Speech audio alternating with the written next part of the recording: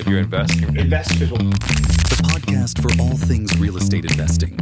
So welcome back to another episode of Investor One-on-One. Today's guest is a force in New York real estate. He's an investor, educator, and a mentor who's mastered the art of transforming properties and building profitable deals in one of the nation's toughest markets. Over the past decade, he's closed hundreds of transactions, refined proven acquisition systems, and earned a reputation for making even the most challenging deals look effortless. He's the CEO of Real Property Buyers, leading a team that dominates the Long Island wholesale and fix and flip space. And he's the founder of Bigger Flips, where he teaches investors nationwide how to scale with confidence, increase deal flow, and achieve financial freedom. So please welcome to the show, Michael Pinter. Thank you for having me, Or. Thank you for joining us today, Michael. I'm really excited for this talk. So yeah, how did you get into real estate and what made you choose Long Island as your market? Sure. So I've been living in Long Island for 30 years. My wife is from Long Island. I actually grew up in Brooklyn, not far away. And I was in the mortgage business for the same company for 17 years, so from 1997 to 2013. And during those crazy years of the early 2000s, I started buying some real estate. It was just too easy not to buy real estate. You can get a loan if you had a pulse. And sort of dabbled in it, did a couple of properties, some buy and hold, some flips. And then I was working with somebody there, and I started to realize after everything hit the fan in 2008 and 2009 that the mortgage business was crazy overregulated. I was dealing with the government. I think we were the first non-bank entity to get audited by the Consumer Finance Protection Bureau, the CFPB, which was a brand new agency. They didn't know what they were doing. And I just had a bad taste in my mouth about mortgages. I started sort of consulting in mortgages, but I knew that I wanted to get out. And then in 2013, my partner raised a bunch of money for us to go buy houses. So I went into it full time. Amazing. And what was your first deal like and what did you learn from it? So first it was interesting. So I had this, I really knew nothing when I started. And I really thought that I would do all my investing in one city in Long Island, which was Elmont, New York. And there was a house there that was like falling apart. And it was in a good part of town, and I kept looking at it and wondering what the story was with it. And then one day, a sign went up that it was for sale from an REO realtor, which means real estate owned, which means the bank owned it already. And we put in an offer, and we bought that house. That was our first house, and the roof had caved in, so it was a mess. But it was a single family, but it had 3 units in it. So we sort of fixed it up and tried to sell it, but couldn't. And we had private lenders in there, so we rented it out and we refinanced it, and we were cash flow positive for a while. And then eventually, one of the tenants wanted to buy it from us. Actually, we brought in a tenant who wanted the option to buy it, and they ended up buying it from us, and we made money throughout on that first deal for sure. Awesome, man. Can you tell us a little bit more about what you do today? I know you also wholesale. Right. So today, I would say half the contracts I go into, I end up wholesaling, and the other half I close in either wholesale or rehab. So I define wholesale as something where I'm doing very little work to it and just putting it on the market, or rehab means doing extensive work to it and then selling it, obviously. And you invest just in New York? So I've expanded outside of New York. I also operate in El Paso, Texas, and in Broward County, Florida, right near you. Yeah. So how are those markets, in your opinion, different? Because, we always talk about New York. It's a very controversial market. A lot of people think it's very hard to get into. It's one of the most expensive cities in the world. So, in your opinion, how do you consistently find and win deals here, and how does it differentiate from other markets? So I can tell you that I didn't know that there was a difference between New York and the other areas till about 7 or 8 years ago when I joined Investor Fuel. And I got up on stage to present and was telling people all my problems, and they looked at me like I had 3 heads because they didn't have the same problems. New York is really like another planet when it comes to real estate. There is nothing even remotely close to it. I could give you a dozen reasons why, but the way transactions happen here are different. And it takes a long time. It's a slower process, right? A quick wholesale deal for me in New York is 2 months, right? A quick wholesale deal for most people is 2 weeks. And outside of New York, I can wholesale something in 2 weeks. I can't do it in New York, and there's a lot of reasons why. But New York is dramatically different, and I wanted to get into some other markets where things were quicker and easier, and it's definitely easier outside of New York than it is in New York. And I want to correct you because you said New York is one of the hardest markets. It is by far the hardest market. When I tell people what's different about New York, they honestly do not believe me. They can't even imagine that there's a place that does business the way we do it in New York. It's just a different universe out there. But do you think there are any benefits for investors that are watching this to get into the market? There are tons of benefits, but there's tons of negatives and tons of positives. Most of the negatives have a corresponding good part. Just for an example, it's extremely hard to get into contract in New York. So in 49 states, if I go to a seller and I say I want to pay you X dollars for your house, and they say yes, I can whip out a contract and they can sign it. And technically, in most states, we're under contract at that point. In New York, contracts do not happen that way. They happen between a seller's attorney and a buyer's attorney. So when a seller tells me they agree, they then have to engage an attorney who will actually generate the contract and send it to my attorney, where these two attorneys will now negotiate and come to some conclusion where they can earn their fees. So that's an obvious negative. The incredible positive about that is nobody can get out of contract unless the other side agrees. So I have zero contract to fall out. I don't have seller saying, hey, I'm not closing. If they say that, I can just say, you call your attorney and ask him, because and I'm actually doing this now, ironically, for the first time after all these years. I can put a list pendants on the property, which is the same as if a bank was foreclosing on a mortgage, so they can never sell the property to anybody else. And I can sue them for specific performance, which means the entire sales price. So that's just two sides to the same coin. It's hard to get into contract, but nobody's getting out of the contract. The seller can't just say, hey, I changed my mind. That doesn't happen in New York. And are there any particular neighborhoods on Long Island that you feel are underrated for investors right now? No, I mean all. I was very foolish also when I started in that I stayed away from the lower price markets. I was afraid. I had seen something on the internet where they said if you're going to operate in higher crime areas, your contractors are going to get their tools stolen from them, that kind of thing. I was a fool. I should have been in those areas completely. All those areas have gone up significantly. I'm talking about maybe some of those areas up 100% in the last 10 years. Elmont, for example, I mean, the same houses I was selling 7 years ago for $400,000 are now selling for $800,000. So there's a lot of areas where it's appreciated, and in general, all the areas in Long Island where it's less expensive are the areas where people are flocking to. Anyone who's looking for affordability. So you've been in this industry for a long time. For investors that are in high cost markets like New York, for example, do you have a blueprint for getting traction quickly?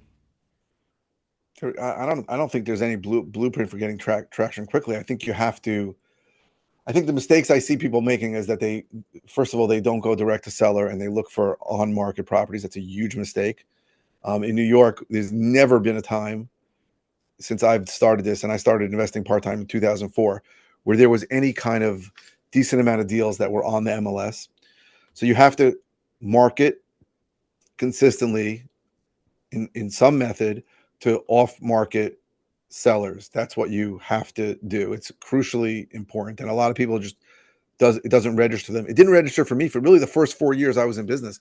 I didn't understand direct to seller marketing. I was just buying at auctions and buying from REO or bank owned property agents. And then in 2017, really, it hit me that I need to start marketing direct to sellers if I want to buy properties cheap enough to make to wholesale them, or to make more money on. And do you have any tips for investors watching this on how you market? So, I mean, I'm a fan of your product, which is pay per leads. I think it's a pay per click alternative. I like pay per leads. I like direct mail, of mailing to people who are on a list of people who are likely to sell. I still think cold calling is a good way for new investors to start, because it allows you to have conversations with sellers. And until you have a lot of conversations with sellers, you don't really know how to speak to them. And with cold calling, you're having conversations. Some of them are horrible conversations where they're telling you to drop dead, but at least you're having those conversations with people. I think a lot of new investors try to do things like look for on-market properties, which is a huge mistake. And they maybe will try to text because it's much less personal and no one's going to yell at them. But the more conversations you have with sellers, the better you get at speaking to sellers. And I think cold calling still does that for you. It may not be the most effective way, and certainly it's a huge time suck on you, but I think it's good for new investors to do it, to learn how to speak to sellers. I couldn't agree more, and that's some really good advice. So let's say you get a lead now, and then you walk into a single family property. What's your mental checklist for deciding if the deal is worth pursuing? And can you share your latest deal with us and some numbers? Sure. So when I'm going into the house, really, when I go on a live appointment, I have three objectives. The first is to develop some kind of rapport where the seller likes me, knows me, that kind of thing. The second thing is I'm going to assess the property. How much does it need in repairs? Is it wholesaleable? In other words, is it livable as it is, or do I really need to do renovations to it? And the third thing, and really the most important, was I'm trying to find out if the seller has a real problem that I can help with, right? A problem that I can fix, right? If the guy doesn't have a severe problem and the house is in good shape and he's in no rush, he's probably going to end up listing the property. I do take listings, but I'm trying to decide whether this is something that this guy is going to probably sell to an investor or is he going to list with an agent. So that's what I'm trying to dig deeper on. The most recent property. So I have a deal closing in a couple of days, and it is a wholesale deal. It's very far east. It's in East Quogue. It's in like the Hamptons, right near West Hampton Beach. And I've been working the deal. We got the lead in 2004, and it's like an illegal. There's a lot of Cape Cod homes here, and a lot of them are set up as two units, and this one is illegal. So it's got a unit upstairs and a unit downstairs, and it's three brothers, and one of them has been taking care of it, and the sellers were giving them trouble. So we contracted it at 530, and I got a buyer, a wholesale buyer, cash buyer at around 600. So that's a $70,000 deal. That was good, but then the one of the tenants wouldn't leave, so we agreed to take it with the tenant. We negotiated it down to 510, and then I went literally yesterday and gave the tenant money to leave. So I gave him $10,000 to leave, so he left. So that deal is going to close on Thursday, and it's going to end up being an $80,000 deal. So it's a good deal. That's awesome, man. So, Michael, you believe in growing and in scaling. What are the core systems every investor should have in place before trying to scale? So I think what most people don't have is a sales process, and I think you need a sales process. There's a lot of good sales training out there. Steve Trang, John Martinez, who's now Jerry Green. There's a new guy I'm looking at, John Lalonde. It's NEPQ. It's very interesting, but you need to have a process of how you're talking to the seller and how you are going to really dig deeper and find out what's going on and see if this is a deal. You need a lead management process. So that can be just an automation through your CRM. I use Ari Simply, which I think is a very good system. Um, but I have leads managers who are part of that. So you don't need a team if you don't have a lot of leads. But once you get a bunch of leads, you probably do need a team. So you need a lead management process, you need a sales process, and you probably should have a dispositions process. And that's how you sort of make money on the deal, whether it's going to be wholesaling the deal, wholetailing the deal, or rehabbing it, or holding it and then refinancing. Whatever you're doing, there should be some kind of process. Most people don't have a process, or most people stick to one way of disposition, like they only wholesale. They never want to think about closing. I think it's a huge mistake. I know for me, the ability to close has helped me win a lot of deals, and I think most people should have at least the possibility in their mind that I may need to close on this. Right? If you don't have the ability to close and you're wholesaling a deal, you're really stuck in the middle, and you're at the buyer's whim. If that buyer flakes out on you, you're the guy who's got to tell the seller, we're not closing today, even though you just drove 2 hours to get there. So you need to be able to close deals. I think it's important. And I think there's people out there who say you should only focus on wholesaling. I think it's a mistake. I think our goal as real estate investors is just to buy property at a discount, right? I recently rebranded the bigger flips to finding discounted property.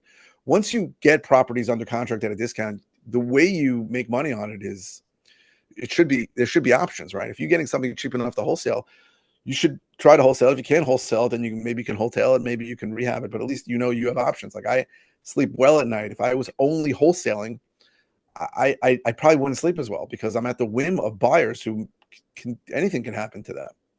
So I think people should have that. That's what I think is important. For sure. And following up on that, what's the first hire an investor should make once they start getting more consistent deals? And I know we spoke about this before the call about when we go to masterminds, we always want to hear about the latest trends and what investors are doing. Do you have any recommendations to share with our investors, something that they should keep an eye out for? Sure. So most people who are much smarter than me will say you should hire an assistant to do all the crap that you don't want that really isn't revenue producing. For me, my first hire was a dispositions manager, which is rare.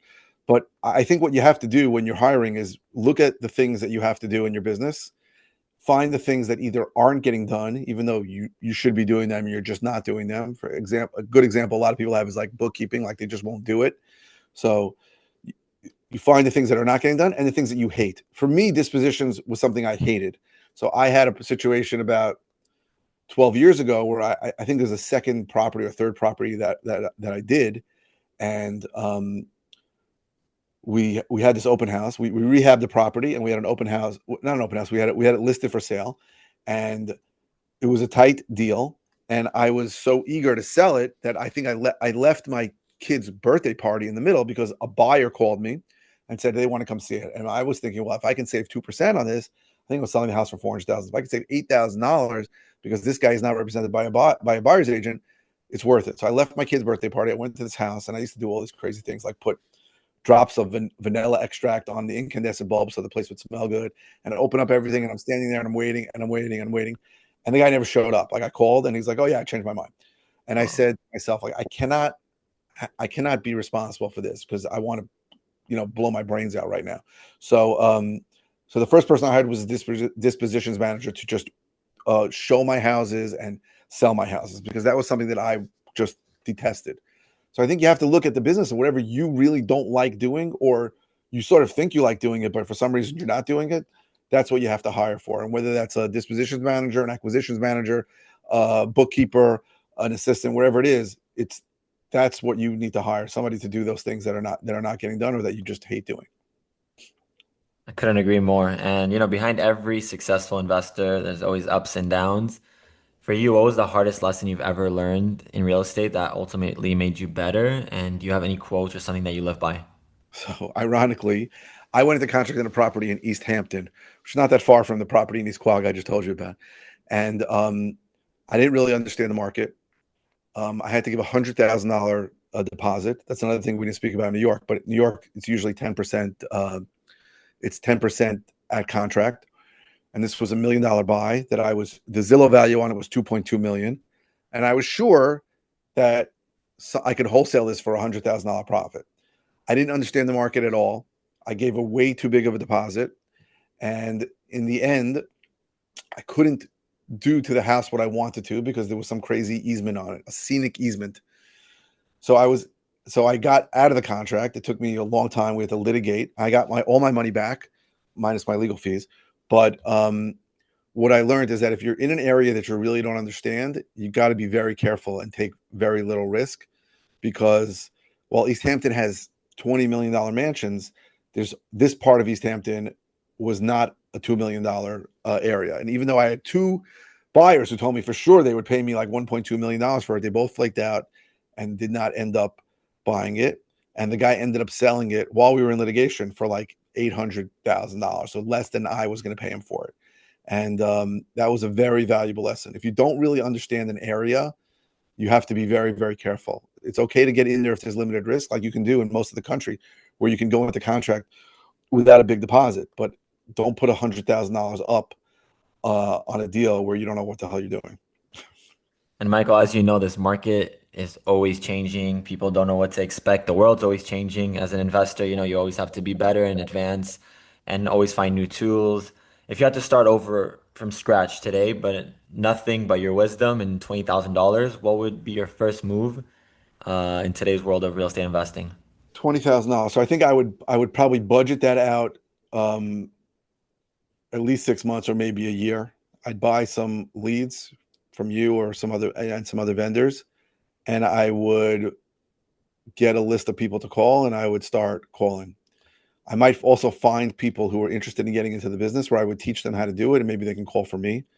Um, but I think that if I had to start from scratch, that's what I would do. I would get leads and start marketing consistently. What mistake a lot of people make in the situation you just gave is that they look at $20,000 and they say, well, I'll have a deal in 3 months, and they'll budget out a third of it. And I think you have to look on a longer time frame, especially in New York, but even elsewhere. You can't look for a 3 month time frame. You got to look for really like a 9 to 12 month time frame. So whatever money you have, you should budget out over time so that you can be consistent in your marketing. And to wrap this up, Michael, what's next for you on a personal and a business level? On personal level, tomorrow I'm going to Europe for 10 days, so that's good. Um, I have four grandchildren who are three of them live in LA, but they were here for the summer. They're leaving tomorrow too. And professionally, I just got approved today on my third new. I bought three parcels of land in Queens, New York, and it took me 18 months or 19 months to get approved. The last one just got approved today. So I'm either going to build those houses or I'm going to sell the lots, but that's exciting to me. I also have another house I want to build in Long Island. So new construction to me is like a final frontier. And I think that that is something that really excites me. I'm an engineer. I'm an engineer by, I mean, my degree is in engineering. So I like building things, and building new houses to me has always been a dream. So that's what really want to do more of. That's awesome, Michael. Michael, thank you so much for sharing your story and wisdom with us today. It's been a pleasure having you, Investor One on One. If our listeners and our investors want to connect with you, learn more about you, what's the best way to find and connect with you? So I think I'm available everywhere on social media. I also have channels called Finding Discounted Property. You can call me in my office. It's 516-209-2010, and you can find my contact information everywhere. I'm happy to help anybody who needs help. Awesome. And to everyone watching and listening, thank you for tuning in and stay connected for more interviews with the nation's top investors. Thank you, Michael. Thank you.